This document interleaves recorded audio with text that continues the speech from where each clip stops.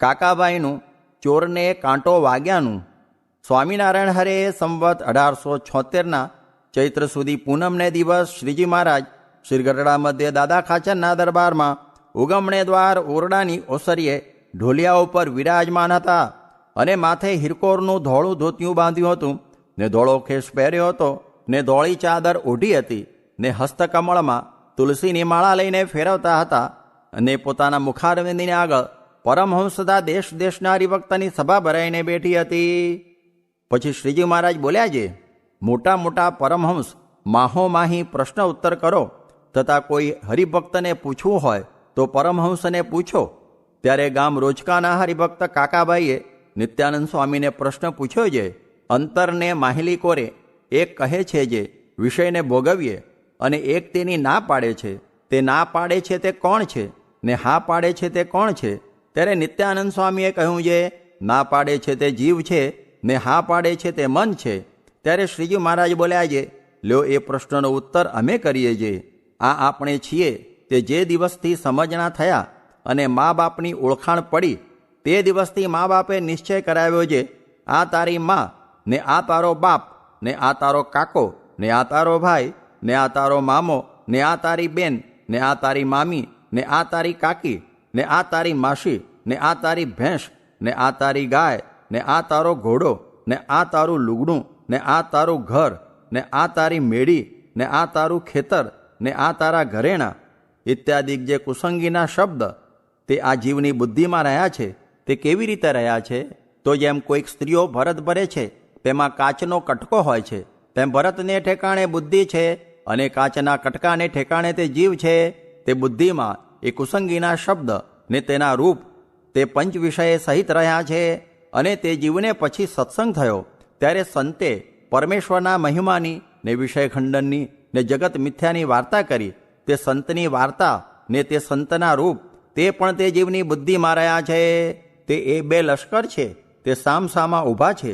જેમ કુરુક્ષેત્રને વિશે કૌરવને પાંડવના લશ્કર સામસામા ઊભા હતા ને પરસ્પર તીર ને બરછી ને બંદૂક ને તોપ ને જંજાળોની લડાઈ થતી હતી અને કોઈક તરવારે લડતા હતા ને કોઈક ગદાએ લડતા હતા ને કોઈક બથોબથ લડતા હતા ને તેમાં કોઈનું માથું ઉડી ગયું ને કોઈની સાથળ કપાઈ ગઈ એમ કચ્ચર ઘાણ ઉડતો હતો. તેમ આ જીવના અંતઃકરણમાં પણ જે કુસંગીના રૂપ છે તે પંચવિષય રૂપી શસ્ત્ર બાંધીને ઊભા છે. અને વળી જે આ સંતના રૂપ છે તે પણ ભગવાન સત્ય ને જગત મિથ્યા ને વિષય ખોટા એવા જે શબ્દ તે રૂપી શસ્ત્ર બાંધીને ઊભા છે. અને એ બેને પરસ્પર શબ્દની લડાઈ થાય છે. તે જ્યારે કુસંગીનું બળ થાય છે ત્યારે વિષય ભોગવ્યાની ઈચ્છા થઈ આવે છે ને જ્યારે આ સંતનું બળ થાય છે ત્યારે વિષય ભોગવ્યાની ઈચ્છા નથી થતી. એમ પરસ્પર અંતઃકરણમાં લડાઈ થાય છે.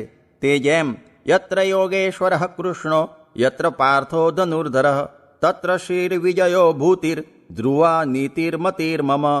એ શ્લોકમાં કહ્યું છે, જ્યાં યોગેશ્વર એવા જે શ્રીકૃષ્ણ ભગવાન છે અને ધનુષના ધરતલ અર્જુન છે ત્યાં જ લક્ષ્મી છે, વિજય છે, ઐશ્વર્ય છે અને અચળ નીતિ છે. તેમ જેની કોરે આ સંત મંડળ છે તેનો જ જય થશે એમ નિશ્ચય રાખવો. ત્યારે વળી તે કાકાભાઈએ પ્રશ્ન પૂછ્યો છે, હે મહારાજ, એ સંતનું બળ વધે ને કુસંગીનું બળ ઘટે તેનો શો ઉપાય છે? ત્યારે શ્રીજી મહારાજ બોલ્યા છે, અંતરમાં જે કુસંગી રહ્યા છે ને બહાર રહ્યા છે તે બે એક છે. અને વળી અંતરમાં સંત રહ્યા છે ને બહાર રહ્યા છે તે બે એક છે. પણ જે અંતરમાં કુસંગી છે તેનું બહારના કુસંગીને પોષણે કરીને બળ વધે છે અને અંતરમાં જે સંત છે તેનું પણ બહારના જે સંત તેને પોષણે કરીને બળ વધે છે. માટે બહારના કુસંગીનો સંગ ન કરે ને બહારના જે સંત છે તેનો જ સંગ રાખે તો કુસંગીનું બળ ઘટી જાય ને સંતનું બળ વધે એમ છે, એમ શ્રીજી મહારાજે કહ્યું. ત્યારે વળી કાકાબાઈએ પ્રશ્ન પૂછ્યો છે, હે મહારાજ, એકને તો કુસંગીની લડાઈ આળસી ગઈ છે ને સંતનું જ બળ છે એક એવો છે, અને એકને તો એમ ને એમ લડાઈ થતી રહે છે. તે એ બેમાં જેને લડાઈ આળસી ગઈ છે તે મરે ત્યારે તેને ભગવાનના ધામની પ્રાપ્તિ થાય તેમાં તો કાંઈ સંશય નથી. પણ જેને લડાઈ એમ ને એમ થાય છે તે મરે તેની શી ગતિ થાય તે કહો. ત્યારે શ્રીજી મહારાજ બોલ્યા છે, જેમ એક લડવા નિસર્યો તેને આગળ વાણિયા કે ગરીબ વર્ણ આવ્યા તેને જીતી ગયો તે પણ જીત્યો જ હતો.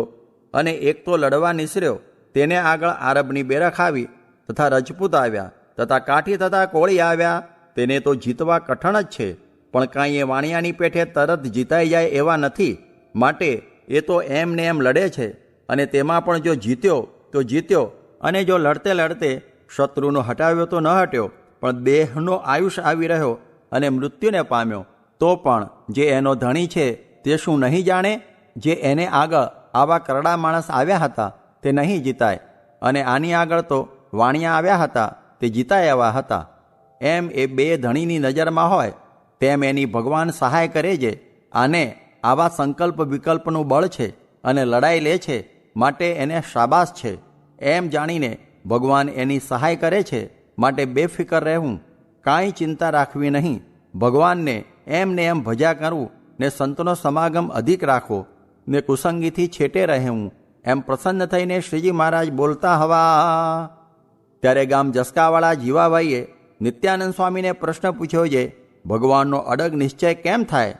ત્યારે નિત્યાનંદ સ્વામી બોલ્યા છે, કુસંગી થકી છેટે રહીએ અને સંતનો સમાગમ અતિશય રાખીએ તો તે સંતની વાતે કરીને ભગવાનનો અડગ નિશ્ચય થાય, અને જો કુસંગીનો સંગ કરીએ તો અડગ નિશ્ચય ન થાય. ત્યારે વળી શ્રીજી મહારાજ બોલ્યા છે, લ્યો અમે એનો ઉત્તર કરીએ છીએ. ભગવાનનો નિશ્ચય કરવો તે એકલો પોતાના જીવના કલ્યાણને જ અર્થે કરવો, પણ કોઈક પદાર્થની ઈચ્છાએ કરીને ન કરવો. જે હું સત્સંગ કરું તો મારો દેહ માંદો છે તે સાજો થાય, અથવા વાંજ્યો છું તે દીકરો આવે, કે દીકરા મરી જાય છે તે જીવતા રહે, કે નિર્ધન છું તે ધનવાન થવું, કે ગામ ગરાસ ગયો છે તે સત્સંગ કરીએ તો પાછો આવે. એવી જાતની જે પદાર્થની ઈચ્છા તે રાખીને સત્સંગ ન કરવો. અને જો એવી જાતની ઈચ્છા રાખીને સત્સંગ કરે અને એ પદાર્થની ઈચ્છા પૂરી થાય તો અતિશય પાકો સત્સંગી થઈ જાય, અને જો ઈચ્છા પૂરી ન થાય તો નિશ્ચય ઘટી જાય. માટે સત્સંગ કરવો તે પોતે પોતાના જીવના કલ્યાણને જ અર્થે કરવો, પણ કોઈ પદાર્થની ઈચ્છા તો રાખવી જ નહીં. કારણ કે ઘરમાં 10 માણસ હોઈએ અને તે 10નું મૃત્યુ આવ્યું હોય, તેમાંથી એક જણ જો ઉગરે તો શું થોડો છે? કે હાથમાં રામપત્તર આવવાનું હોય અને રોટલા ખાવા મળે તો શું થોડા છે? સર્વે જનારું હતું તેમાંથી એટલું રહ્યું તે તો ઘણું છે એમ માનવું. એમ અતિશય દુઃખ થવાનું હોય તો તેમાંથી પરમેશ્વરનો આશરો કરીએ તો થોડુંક ઓછું થાય ખરું, પણ એ જીવને એમ સમજાતું નથી. અને જો શૂળી લખી હોય તો કાંટેથી ટળી જાય એટલો તો ફેર પડે છે. ત્યાં એક વાર્તા છે જે એક ગામમાં ચોર બહુ રહેતા. તેમાંથી એક ચોર સાધુને પાસે બેસવા આવતો હતો. તેને માર્ગને વિશે પગમાં કાંટો વાગ્યો, તે પગમાં સોંસરો નીકળ્યો, તેણે કરીને પગ સણ્યો, તે ચોરીએ ન જવાનું. અને બીજા ચોર તો ચોરી કરવા ગયા, તે એક રાજાનો ખજનો ફાડીને ઘણું ધન લઈ આવ્યા, અને સૌએ માહોમાહી વહેંચી લીધું. તે પૈસા બહુ આવ્યા. તેને સાંભળીને ચોર જે સાધુ પાસે આવતો હતો ને કાંટો લાગ્યો હતો, તેના મા બાપ, સ્ત્રી અને સગા સર્વે વઢવા લાગ્યા છે. તું ચોરી કરવા ન ગયો અને સાધુ પાસે ગયો તે આપણું ભૂંડું થયું. ને તે ચોર ચોરી કરીને લાવ્યા તો કેટલાય પૈસા એમને આવ્યા. ને એમ વાર્તા કરે છે, ત્યાં રાજાનું લશ્કર આવ્યું. તે સર્વે ચોરને ઝાલીને શૂળીએ દીધા. તેને બેળે એને પણ ઝાલીને શૂળીએ દેવા સારું લઈ ગયા.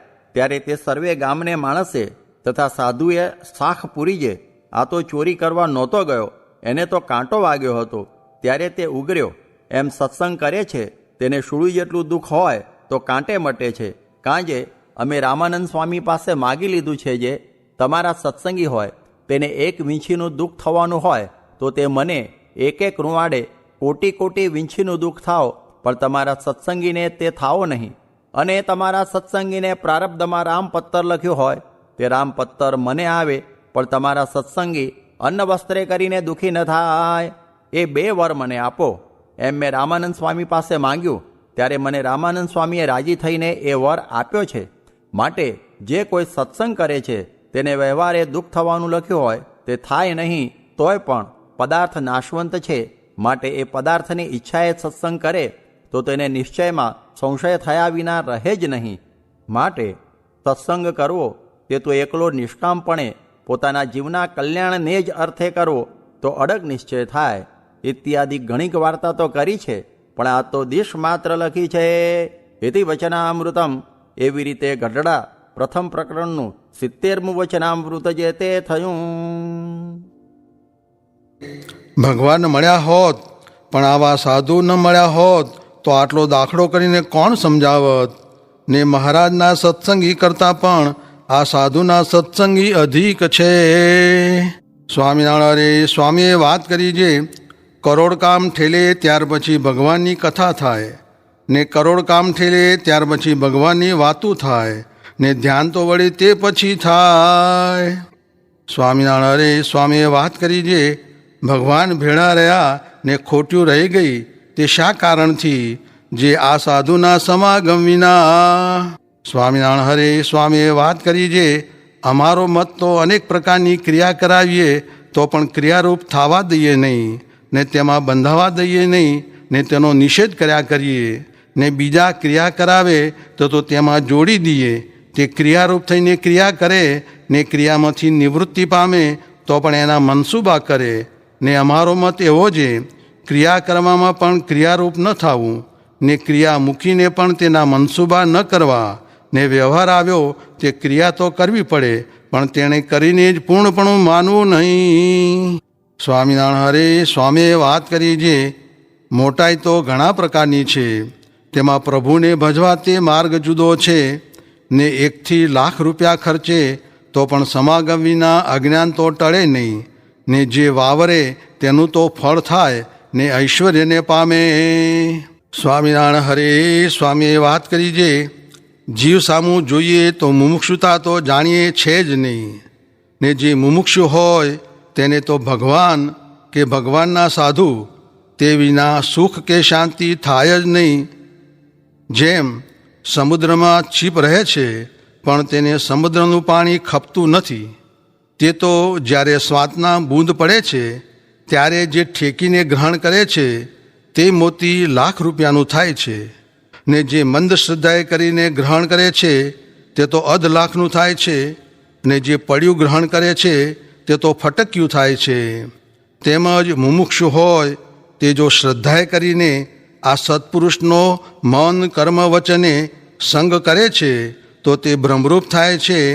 એમ કહીને બોલ્યા છે, શ્રદ્ધાવાન લભતે જ્ઞાનમ તત્પર સંયતેન્દ્રિય જ્ઞાનમ લબ્ધ્વા પરામ શાંતિમ અચિરેણાધિગચ્છતિ. અને જેને એવી શ્રદ્ધા ન હોય તેને તો અનેક જન્મ સંસિદ્ધસ તતો યાતિ પરામ ગતિમ એમ પણ કહ્યું છે. માટે સત્પુરુષનો સંગ તો મન કર્મ વચને જ કરવો. ત્યારે પૂછ્યું છે, મન કર્મ વચને સંગ કેમ કરવો? ત્યારે સ્વામી બોલ્યા છે, કર્મ જે દે તેણે કરીને તો જેમ સત્પુરુષ કહે તેમ કરવું, ને વચને કરીને તો સત્પુરુષમાં અનંત ગુણ રહ્યા છે તે કહેવા, ને મને કરીને તો મોટા સાધુને વિશે નાસ્તિકપણું આવવા દેવું નહીં. ત્યારે એમ જાણવું છે, મોટા સાધુનો સંગ મન કર્મ વચને કર્યો છે. એટલી વાત કરીને બોલ્યા છે, સંત સમાગમ કીજે હો નિષદિન સંત સમાગમ કીજે. એ ગોળી બોલ્યા ત્યાં આરતી થઈ તે દર્શને પધાર્યા. સ્વામિનારાયણ હરે સ્વામીએ વાત કરી છે, હાલ ભગવાનનો અનુગ્રહ ઘણો છે. તે શું છે? પરાણે ભજન કરાવે છે, વર્તમાન પડાવે છે, ને વાતું સંભળાવે છે એવા સાધુ મળ્યા છે. દેહમાંથી ને લોકમાંથી આમને આમ સમાગમ કરતાં ભગવાનમાં હેત થાય કે જ્ઞાન થાય ત્યારે ઉખડાય. જ્ઞાન હરે સ્વામીએ વાત કરી છે, આ શરીર તો માટીનો ઢગલો છે, તે સાજું હોય ત્યાં સુધી કીર્તન કે ભજન થાય, ને શનૈ શનૈ પંથાહા. જેમ રાજાના દીકરાને એક દિવસ જાજુ ખવડાવે તેમાં મોટો ન થાય, ને રોજ ભૂખ પ્રમાણે ખવડાવે તો વધે, એમ જ્ઞાન પણ ધીરે ધીરે સમાગમથી થાય છે. ને જોગ વિના રસોઈ થાય નહીં, એમ જોગ વિના પ્રભુ ભજાય નહીં. ને જે વાતું સાંભળે તે વૃદ્ધિ પામે, ને જાજુ ખાય તો ઊંઘ જાજી આવે. અને શું કાંઈ ખાઈ ખાઈને સૂઈ રહેવાને ભેળા થયા છીએ? તે આજકાલ મહિને કે 6 મહિને સાધુનો સમાગમ કરે છૂટકો છે. સ્વામિનારાયણ હરે સ્વામીએ વાત કરી છે, એક ભગવાનની મૂર્તિમાં જ સુખ છે ને ક્યાંય મોક્ષ નથી, પણ આવા સાધુના સમાગમમાં મોક્ષ છે. બે સાધન તો થઈ રહ્યા છે. પુરુષોત્તમ જાણ્યા ને સાધુ ઓળખાણા, ને એક ઓલ્યા ચારનો ગુણ લેવો ને દ્રોહ ન થાય એ કરવું રહ્યું. સ્વામિનારાયણ હરે સ્વામીએ વાત કરી છે. એક સાધુને તો પંડ્યે સ્વપ્નમાં ઠોંટ મારીને કહ્યું છે, તું જુનેગઢ જા. આ સાધુના તો દર્શન કરે પંચ મહાપાપ બળે એવા છે, પછી તે નહીં મળે, ને પછી કરોડો રૂપિયા ખર્ચશો તો પણ નહીં મળે. માટે જો બાજરો મળે તો તે જોગ કરી લેવાનો લાગ આવ્યો છે, પછી પસ્તાવો થશે. માટે ચોખ્ખું કહીએ